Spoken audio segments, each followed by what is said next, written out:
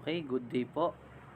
My name is June Buenaventura from ANSCI 3F po. Ah, may re-report ko po ngayon ay classic swine fever po. In Animal Science 122 swine production.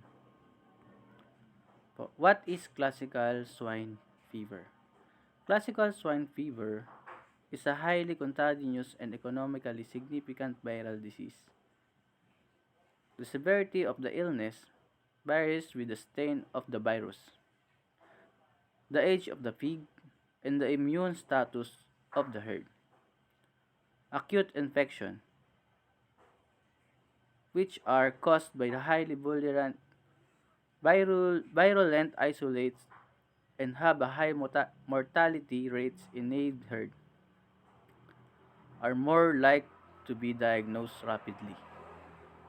Infection with less virulent isolate can be more difficult to partic- recognize particularly in old pigs. Next, the age of the clinical signs and the clinical similarities to other diseases can make classical swine fever challenging to diagnose. Next, how classical swine fever transmitted.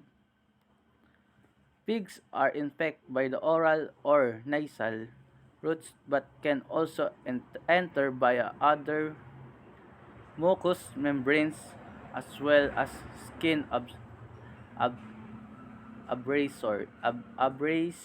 abrasions. Yun nga po, nakakahawa po yung yung classical swine fever. Next po, classical swine fever can be transmitted to healthy pigs coming into contact with contaminated vehicle, pen, feed, or clothing. Ngayon po, ito pong classical swine fever, 'di ba po, minsan po mayroong mga pumapasok, labas-pasok po sa farm natin.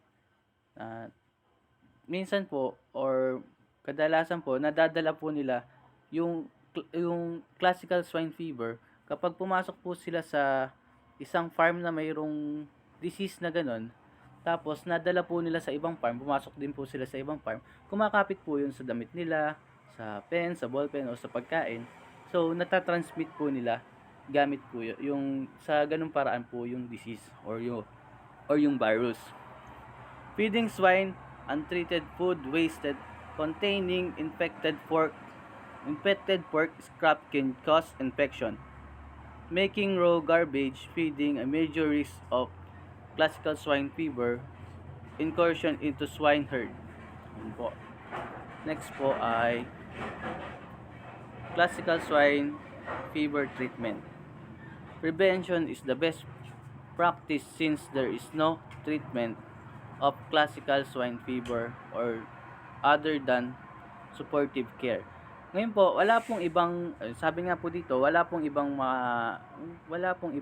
nung ano po dati po, wala pong gamot. Kaya po ang pinakamainam po na gawin ay iwasan po natin hangga't maaari po maiwasan po yung pagta-transmit po ng disease or nung virus po. Pigs that cover may shed virus for varying periods of time, serving as an injection risk to infected contact pigs.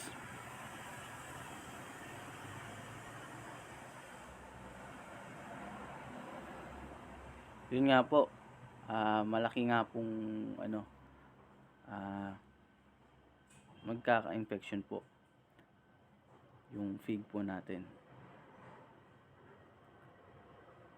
Kaya po ang kailangan po natin gawin, gumawa po tayo ng mga, yun nga po, kailangan po natin maiwasan po yung pagta-transmit. Kaya po yung security po ang kailangan po para hindi po matransmit yung classical swine fever.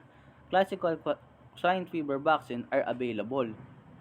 Required USDA approval for use and can be used to assist in breakout response effort.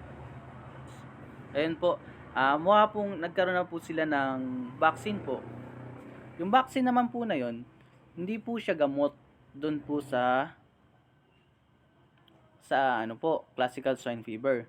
Yun po ay para lang din po ma-prevent or para hindi mahawa yung ating pong mga baboy dun po sa classical swine fever po. Kumbaga ini-immune po sila dun sa virus para po pag may virus na dumating po dun sa may farm nila or may makapasok po na virus, immune na po yung mga pig nila kasi may mga vaccine na po sila, kaya po hindi na po sila mahahawa. Yun po ay isa pong pamamaraan para po ma-prevent po yung para po maiwasan yung pong magkakaroon ng classical swine fever po sa ating mga baboy. Ito naman po yung mga symptoms naman po ng classical swine fever.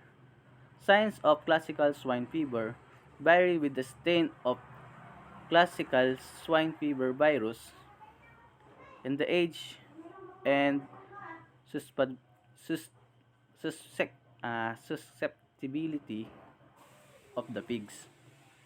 High fever, yun po, magkakaroon siya ng mataas na fever.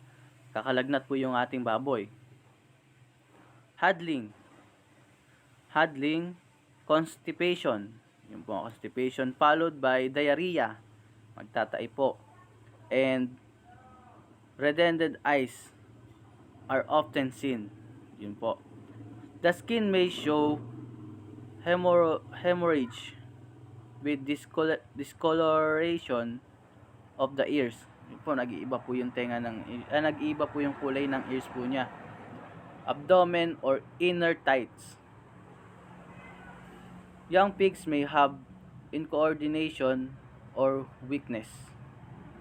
Yun po yung panghihina or hindi po makikita po natin yung baboy minsan nang lalata or nang hihina po siya, yung para pong wala po siyang gana, hindi nakikihalubilo sa ibang baboy.